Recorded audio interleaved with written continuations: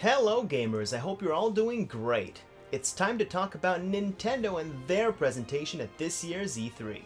I'll get into the specifics soon, but overall I thought Nintendo was good this year, but their third-party offerings disappointed me.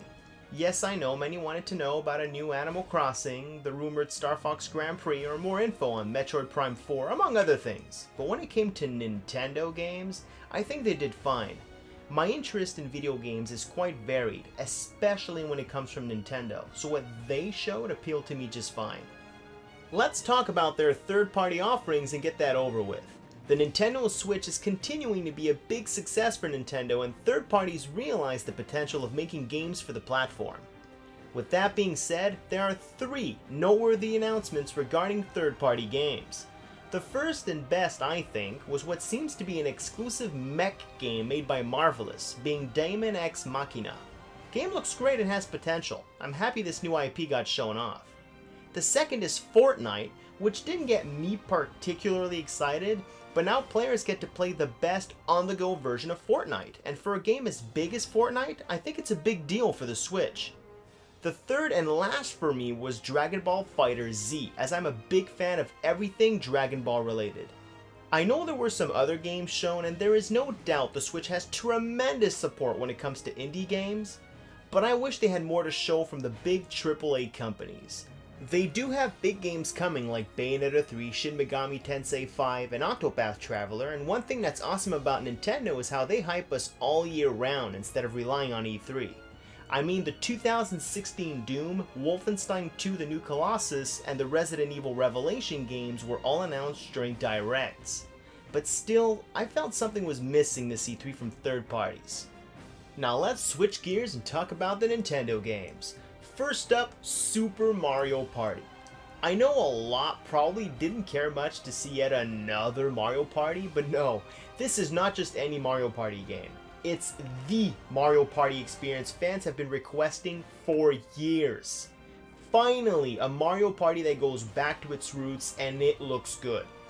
Besides Mario Party, we got to see Pokemon Let's Go Pikachu and Eevee again. They didn't really tell us anything we didn't know, but I pre-ordered Let's Go Pikachu, and I'm hyped to play this reimagined remake of Yellow.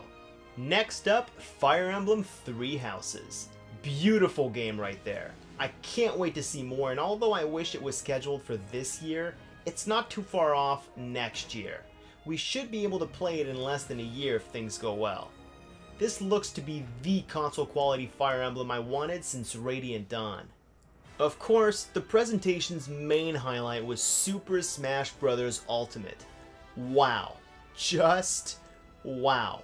The character models, the overall graphics upgrade, the epic versus screen before every game, the new and tweaked mechanics to make a more appealing competitive game while not alienating the casual audience, and seeing every single character from every Smash game was so darn awesome. The highlight for me was seeing Snake come back, but it was a treat seeing everyone, especially Ice Climbers, Wolf, and Ridley. I mean Ridley. Didn't people say that would be impossible because of his size? Well, Sakurai made it happen and it looks gorgeous. Finally, another true villain. Now time to give us Donkey Kong's main nemesis King K. Rool, and that'll be perfect. Speaking of characters, I want to highlight three possible newcomers simply because of recent rumors or possible leaks that was circulating on the net. The rumor mentions how Ice Climbers, Ridley, Simon Belmont, and the entirety of the Smash 4 cast would be in the new game. That same leaker made another post mentioning how Solid Snake would rejoin the cast and that there would be some type of Minecraft integration.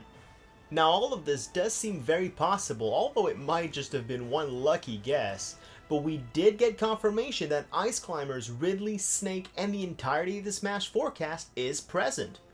Snake being a playable character and Bomberman being an assist trophy does bring the possibility of more Konami representation in the form of one of their most recognizable mascot.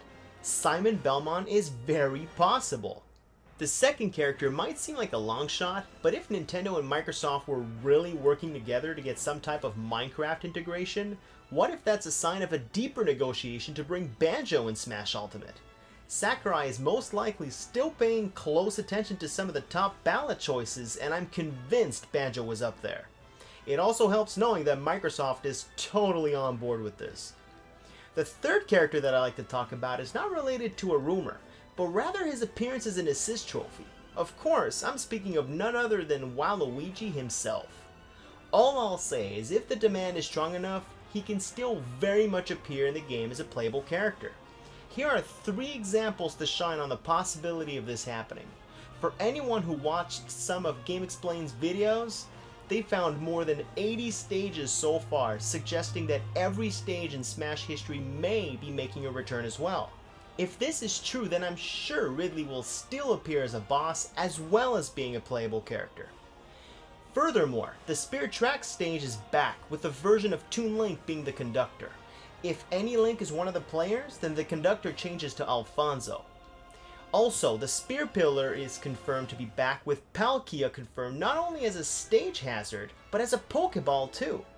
What I'm saying is that it's very possible that Waluigi is playable, but just won't appear as an assist trophy if he's one of the players or something. I don't know if you noticed, but I'm super passionate about Smash Ultimate. December 7th is less than 6 months away, and I feel like it's an eternity. So there you have it. I thought the new third-party game announcements were lacking, but the presentation still had good content. Smash Bros. Is my favorite multiplayer series of all time, so dedicating half of the presentation on it was great for me. But I do hope Nintendo does not do the same next year by focusing too long on one game in particular. I mean, what happens if you're just not a Smash fan? Then this presentation was probably very disappointing. Ideally, I'd show the full roster and Ridley reveal during the Direct, and then show specific character traits, Daisy, and mechanics during the Treehouse Live to keep the wave of new and interesting information coming. In replacement, they could have showcased or teased some of their other new third-party games. Overall, as a Smash and Fire Emblem fan, I did enjoy it, and oh my god, the Smash hype train is back at full speed, and I just can't wait to see more. Thanks for watching my video as usual, and take care you Nintendo fans and all around gamers. Enjoy gaming. Guard out.